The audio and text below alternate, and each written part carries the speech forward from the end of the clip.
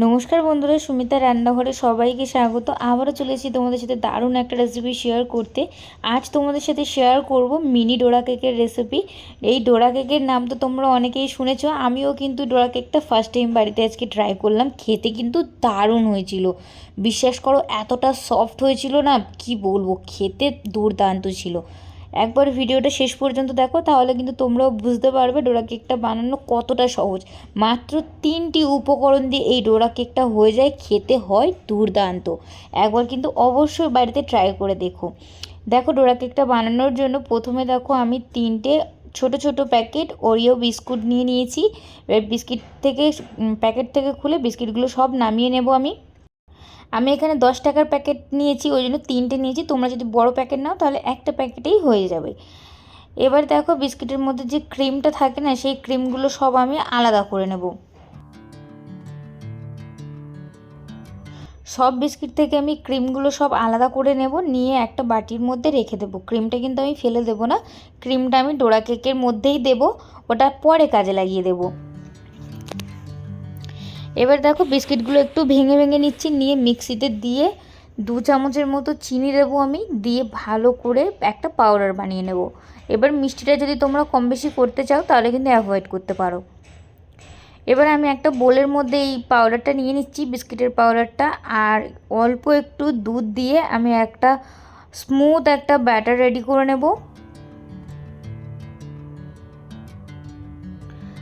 কেকে যেমন আমরা ব্যাটারের ঘনত্বটা রাখি, কেক বানানোর জন্য তেমন ঘনত্বের দরকার নেই, তার থেকেও একটু পাতলা ঘনত্বের ব্যাটার আমি রেডি করে নেব।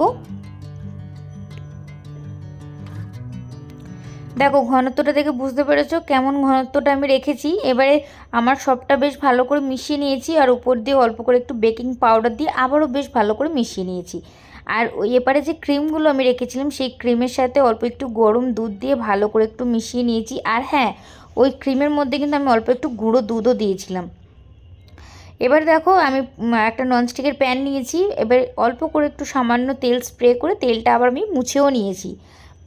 এবার আমি এক হাতা করে তোমার ব্যাটারটা দিয়ে একটু চাপা দিয়ে 5 মিনিট রেখে দেব, তাহলে দেখতে পাবে আমাদের মিনি ডোরা কেকগুলো কিন্তু রেডি হয়ে যাবে।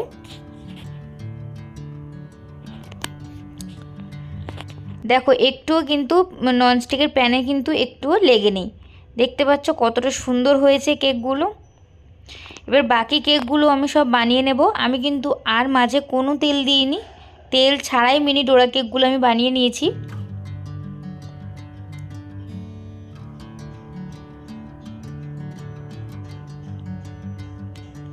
আর এই ডোরা কেকগুলো বানানোর জন্য না বেশি সময়ের প্রয়োজন হয় না। একটা ডোরা কেক বানাতে তোমাদের 1 থেকে 2 মিনিটের মতোই সময় লাগবে। আমারও সেম 1 থেকে 2 মিনিটের করেই সময় লেগেছে, বেশি সময় লাগে না।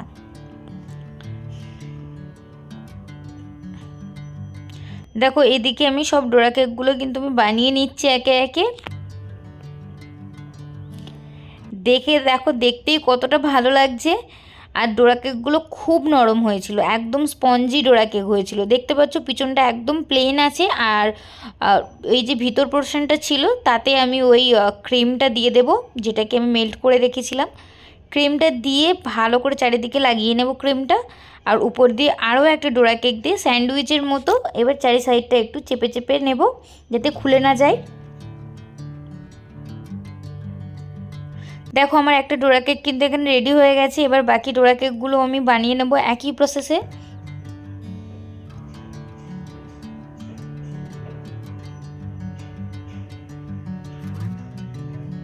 আর এই ডোরা কেকগুলো না খেতে এত ভালো ছিল না, কি বলবো। তোমরা কিন্তু বাড়িতে অবশ্যই কিন্তু ডোরা কেক একবার বাড়িতে ট্রাই করে দেখো। দেখো সব ডোরা কেকগুলো আমি বানিয়ে নিয়েছি। এবার একটা ডোরা কেক তোমাদেরকে মাঝখান থেকে আমি কেটে দেখিয়ে দিচ্ছি।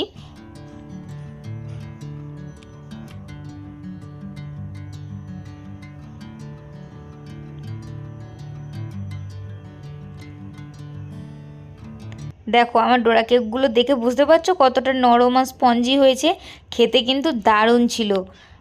আর আমার এই ভিডিওটি যদি ভালো লাগে তাহলে কিন্তু like, comment, share and subscribe করতে ভুলো না। আবারও দেখা হবে নতুন কোনো ভিডিওর সাথে। ততক্ষণ সবাই সুস্থ থাকবেন, ভালো থাকবেন, ধন্যবাদ।